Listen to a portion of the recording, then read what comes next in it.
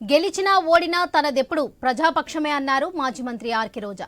ప్రజా సమస్యలపై పోరాడేందుకు తానెప్పుడు సిద్ధమన్నారు. పార్టీ శ్రేణులు అధైర్యపడాల్సిన అవసరం లేదని, తాను అండగా ఉంటానని భరోసా ఇచ్చారామె. ఇక ప్రతి ఒక్కరూ ప్రజలకు అండగా నిలబడి పార్టీ పటిష్టతకు పాల్పడాలన్నారు. వైఎస్ఆర్ జయంతి సందర్భంగా నగరిలో ఏర్పాటు చేసిన కార్యక్రమంలో ఆర్కే రోజా పాల్గొన్నారు.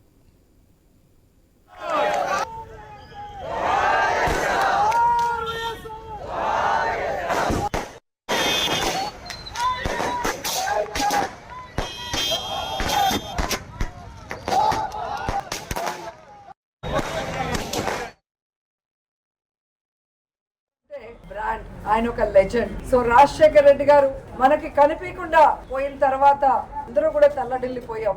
కానీ ఆశా కిరణం లాగా ఆయన కొడుకు పులివెందుల పులిబిడ్డ, రాజన్న ముద్దుబిడ్డ జగనన్న వచ్చిన తర్వాత మళ్ళీ దేవుడి పాలన ఎలా ఉంటుంది, రాజన్న పాలన ఎలా ఉంటుందో మరి మనందరికీ కూడా చూపించడం జరిగింది.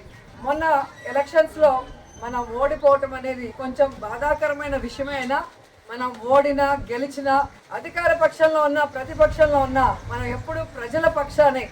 రాజశేఖర రెడ్డి ఆశయాలకు అనుగుణంగా ఏ విధంగా అధికారంలో ఉన్నప్పుడు పరిపాలించారో జగనన్న, ఈ 5 సంవత్సరాలు కూడా రాజన్న పరిపాలన మళ్ళీ తీసుకురావడానికి మనం అందరం కూడా కలిసికట్టుగా పోరాడాలని కూడా అందరినీ కోరుకుంటున్నాను. వైఎస్ఆర్ అంటే బ్రాండ్.